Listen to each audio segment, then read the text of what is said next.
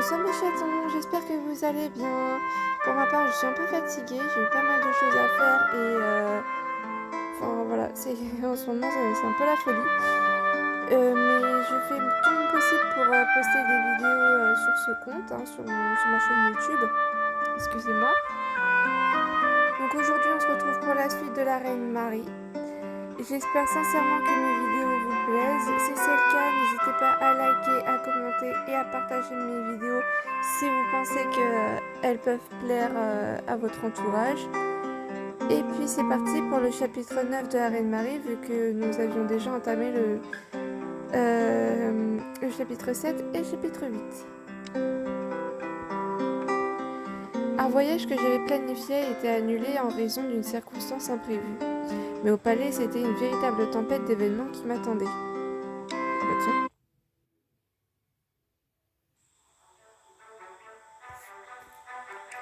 Depuis cet incident, j'essaie de retrouver cet homme mystérieux à Versailles, mais en vain.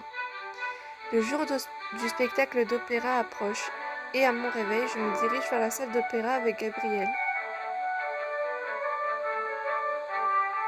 Marie s'est toujours intéressée à la musique d'opéra, et elle a même fait construire un petit théâtre pour pouvoir faire des représentations à tout moment. En plus de lui offrir à elle, ainsi qu'à ses amis, un endroit où apprécier de la musique, c'est également un lieu de spectacle. Le public se compose généralement du roi et d'aristocrates. La pièce d'aujourd'hui s'intitule Salzburg et Edelweiss. Elle se déroule en Autriche et est composée par Marie ainsi que plusieurs autres passionnés. Marie, vous devriez vous changer pour la représentation. Il ne faut pas faire attendre les musiciens et les acteurs autrichiens qui ont fait un si long chemin. Oui, je sais. Tous les artistes d'aujourd'hui viennent de ma patrie. Je suis enchantée à l'idée de les voir. Vous semblez vraiment heureuse aujourd'hui. C'est une bonne décision de les faire venir depuis votre pays d'origine. Oui, je suis si contente. Oh, je devrais me changer maintenant.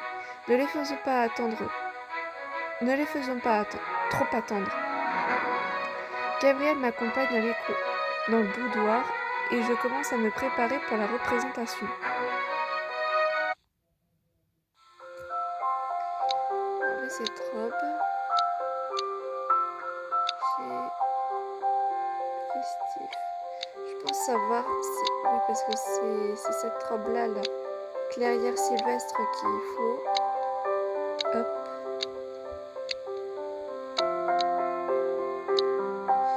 On pourrait... Oh, on va dessus la perruque, c'est pas mal.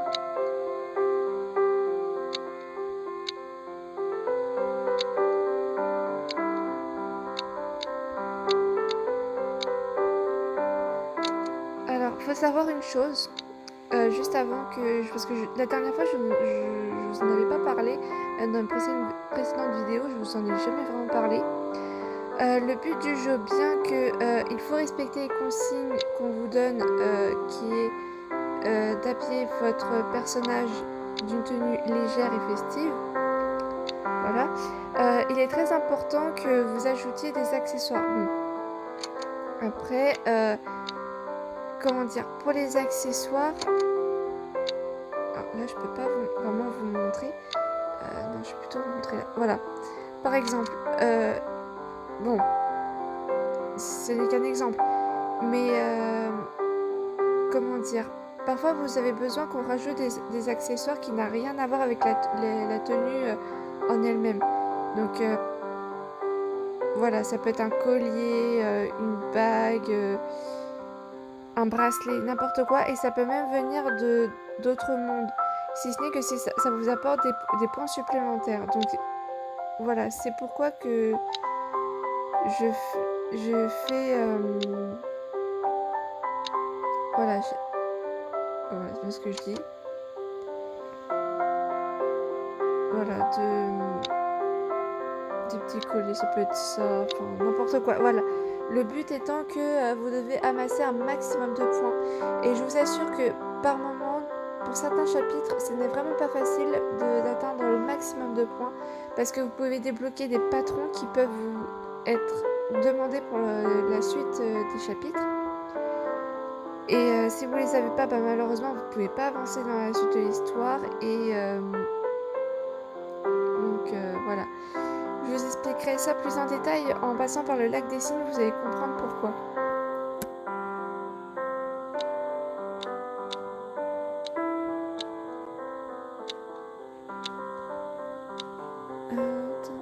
Non, c'est pas ça que je voulais faire. Voilà.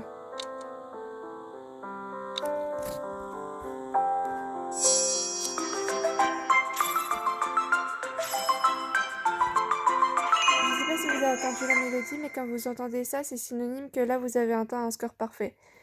Il y a deux autres mélodies pour bien et super, je crois, c'est bien, c'est un truc comme ça, et bien et super, c'est ou je sais plus quoi. Enfin bon, bref. Marie, vous êtes superbe. J'adore la façon dont les couleurs sont assorties dans votre costume.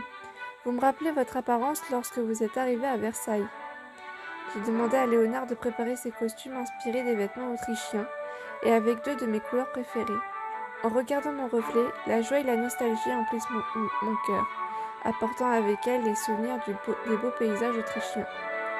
Allons-y. Dans les coulisses, l'atmosphère est lourde et tendue. En regardant... Pardon, excusez-moi, j'ai mon doigt arrêté, c'est pas grave. Que s'est-il passé? Eh bien, ils sont tombés malades et ils ne peuvent pas venir. Plusieurs des artistes sont incapables de me regarder dans les yeux et baissent la tête. J'ai un mauvais pressentiment. J'espère que les absents ne sont que malades. Une fois que j'ai pris les dispositions nécessaires pour les artistes de remplacement, je monte sur scène et je prie en moi-même pour que tout se passe bien. Les rideaux se lèvent et je laisse échapper un cri de surprise. Il n'y a personne dans le public? En m'entendant, Gabrielle se précipite à mes côtés, le théâtre vide la laisse stupéfaite. Le roi a bien envoyé les invitations, et tout le monde devrait être là. Le roi n'a jamais été en retard. Il a dû se passer quelque chose. Arrêtez la représentation. Je dois trouver ce qui ne va pas. Une fois que j'ai remis mon habit formel, je me dépêche de rentrer au palais. Dès mon arrivée, j'apprends que le roi souhaite me voir d'urgence.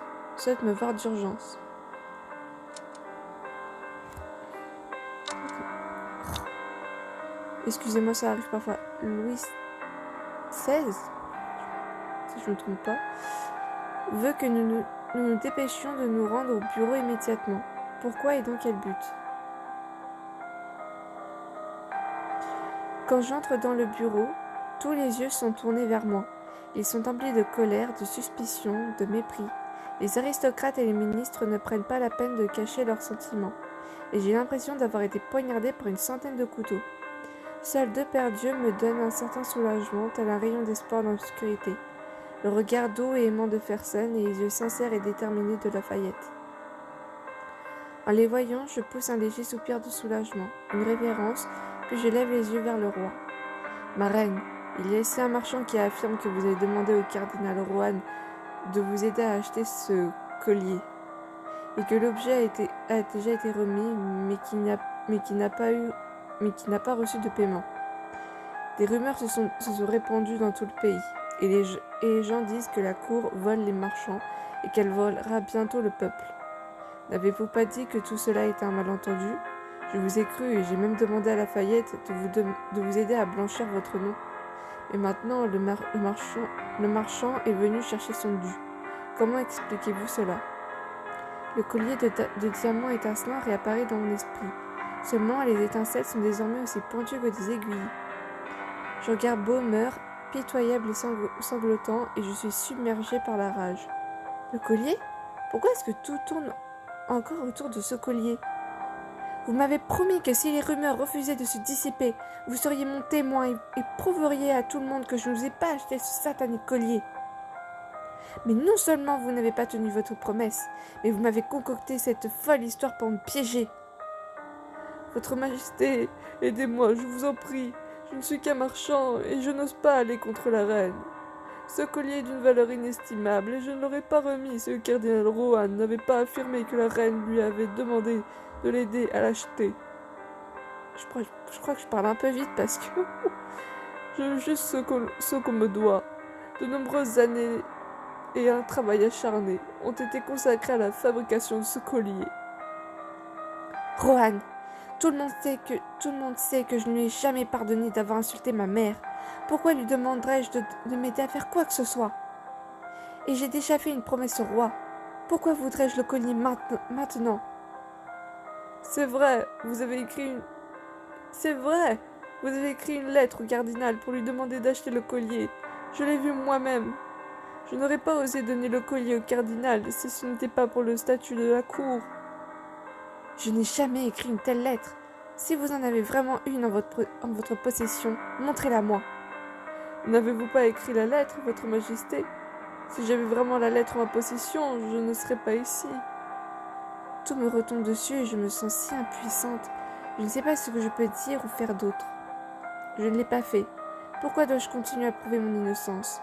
Je dois prouver que je n'ai pas acheté ce collier, que j'ai déjà changé, que je suis digne de la confiance du roi. Votre Majesté, je suis innocente, croyez-moi. Louis XVI évite mon regard. Il ne me répond pas, mais ses gestes m'indiquent qu'il ne me fait pas confiance. Oh, ma reine, cette fois il ne s'agit plus de savoir si je vous crois.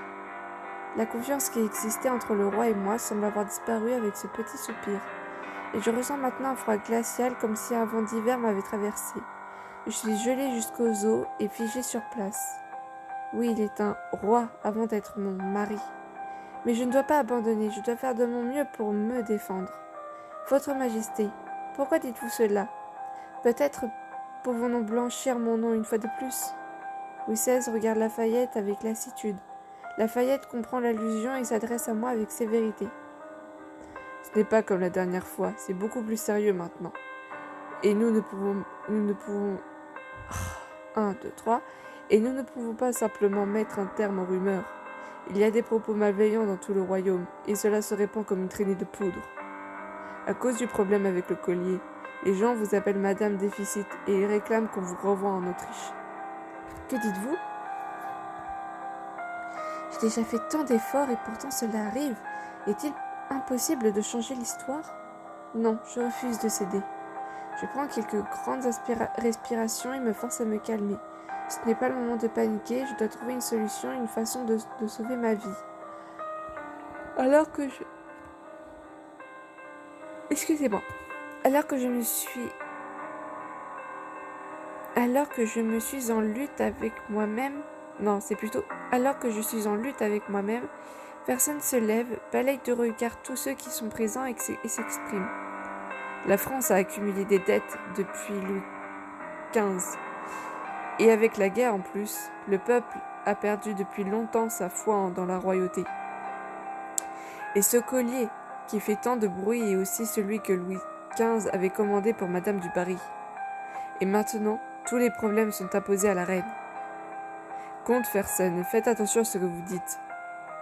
Je n'essaie pas d'accuser Louis XV de quoi que ce soit. Ce que je veux dire, c'est que blâmer la reine pour cette pagaille n'arrangera rien à la situation. À l'heure actuelle, nous devrions nous concentrer sur ce qui s'est réellement passé. C'est la seule façon de résoudre la crise actuelle. La salle est soudain remplie de bruit des gens qui se chuchotent entre eux. D'après la façon dont ils nous regardent, Fersen et moi, je suis sûre qu'ils sont en train de commérer sur ma relation avec Fersen. Ils ne se soucient pas du tout de mon innocence. Alors que je suis sur le point de désespérer, Lafayette se met à côté de Fersen et regarde tout le monde avec un regard d'acier. Je suis d'accord avec le comte Fersen. Ah! À l'heure actuelle, à part les paroles du marchand, nous n'avons vu ni preuve ni témoin. La reine dit qu'elle n'a pas le collier. Alors où est le collier? Quant à la lettre dont Bonheur parlait, où se trouve-t-elle? Je pense que nous devrions enquêter sur cette affaire immédiatement et veiller à ce que justice soit rendue, pour le bien de la reine comme pour celui de la France. Vous avez raison. Maintenant que les choses ne semblent plus aussi terribles, mes jambes se transforment en gelée et je manque de tomber. Mais Lafayette ne doit pas s'en charger à nouveau, les gens pourraient penser du mal de lui, et les choses pourraient empirer. Je vais demander à un ministre expérimenté du nom de Blaisdell de s'occuper de l'enquête. Nous allons enquêter sur l'authenticité de la lettre, sur le lieu où se trouve le collier, et trouver tous ceux qui y sont impliqués. Nous devons découvrir la vérité. Ma reine, approuvez-vous cet arrangement? Blaisdell est mon ministre de confiance. Il est méticuleux dans son travail et a toujours fait ce qui est le mieux pour la France et la famille royale. Désolée, je suis pou. Le peuple français ne me respecte pas en tant que reine de France, mais me considère comme une frivole princesse d'Autriche. Blaisdell ne considérera pas ma réputation comme une priorité absolue. Il fera absolument ce qui est le mieux pour la famille royale dans son ensemble. Mon choix m'affectera grandement. Il pourrait changer mon destin et celui de la France. Devrais-je accepter de laisser Blaisdell s'occuper des enquêtes? Accepter. Si je le pouvais, j'aimerais pouvoir participer moi-même aux enquêtes, mais même si je ne peux pas changer mon destin, je découvrirai au moins la vérité. Mais si je fais cela et que je vais à l'encontre de la décision du roi, l'offenserai-je? Je ne sais pas si je dois faire confiance à Blaisdell, mais il me semble que je n'ai pas d'autre choix. Je ne peux qu'espérer silencieusement que les résultats prouveront mon innocence et me rendront justice. Je me fie au jugement de votre majesté. Est-ce vrai? J'en suis ravie. Le roi ainsi que tous les aristocrates et ministres présents semblent bien plus détendus, mais le front de Fersen reste sillonné. J'ai toujours une sensation que je ne peux pas rester sans rien faire. Cela concerne mon bien-être après tout. Si je peux faire quelque chose, n'importe quoi pour aider le roi et la famille royale, je suis prête à tout donner. Marie, je comprends ce que vous ressentez. J'étais trop hâtive tout à l'heure, et je ne voulais pas vous traiter de cette façon. Mais afin de convaincre tout le monde, je dois enquêter sur toutes les personnes impliquées, y compris vous. La procédure risque de vous gêner, mais c'est quelque chose qui peut être évité. Je veillerai à ce que la vérité éclate au grand jour dès que possible et à ce que personne ne soit accusé à tort, vous tout particulièrement. Marie, croyez-moi s'il vous plaît. Son sérieux est si séduisant que je ne peux pas prononcer un seul mot de désaccord. Après un bref moment d'hésitation, je fais une révérence. Très bien, Votre Majesté. Je vous laisse vous en occuper. Blaisdell, veuillez vous occuper de cette question et soumettez-moi des rapports de vos progrès. Oui, Votre Majesté. Oh, attendez, puisque le cardinal Rohan est impliqué, je pense qu'il vaut mieux laisser la reine et moi nous occuper de cette partie de l'affaire. Allons le voir ensemble. En présence de Votre Majesté, je suis sûre que nous pourrons obtenir un résultat juste. Permettez-moi de me préparer pour cette visite. Le roi m'a fait une promesse et les choses avancent. Mais il y a en moi une ombre de malheur qui persiste. Le problème que je croyais déjà résolu est réapparu et a empiré. Je ne peux donc pas m'empêcher de penser que, quels que soient mes efforts, je ne pourrai pas échapper à une exécution. Ça, t'en sais rien. Je ne peux qu'espérer que je m'inquiète trop et qu'il y a encore une chance de changer les choses.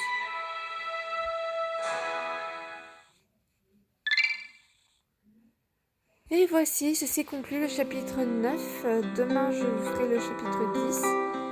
Voilà, donc comme convenu, n'hésitez pas à... Oh, attendez, j'allais vous dire au revoir. Et je n'ai même pas... Enfin, je vous ai même pas expliqué ce dont je vous ai parlé tout à l'heure. Pas trophée. Alors au cas où, s'il y en a qui connaissent pas encore le système de trophée, c'est là où par exemple, en fonction du progrès du jeu, dans le jeu, voilà, votre avancement dans l'histoire, la confection des vêtements, les personnages et autres, et ben vous recevez des récompenses. Alors les badges, bon, ça je pourrais pas encore vous expliquer, hein, d'accord. Ah, elle est magnifique la cage. Waouh!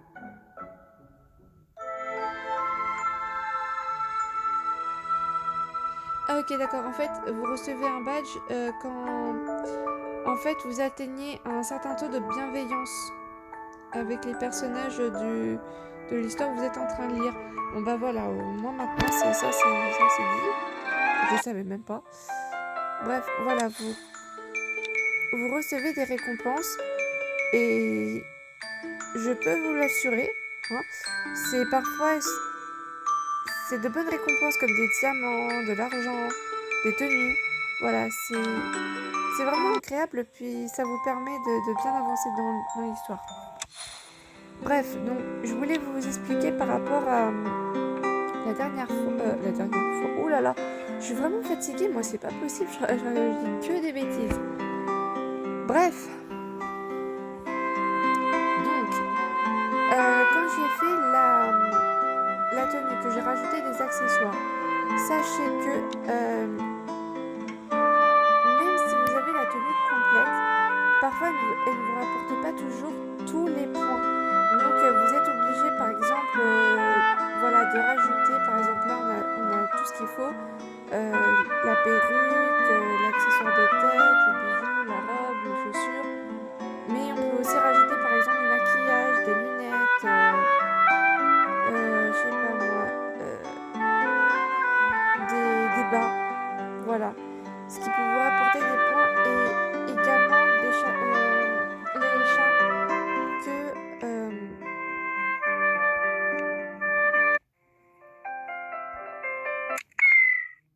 que vous pouvez faire accoupler et du coup avoir d'autres chatons.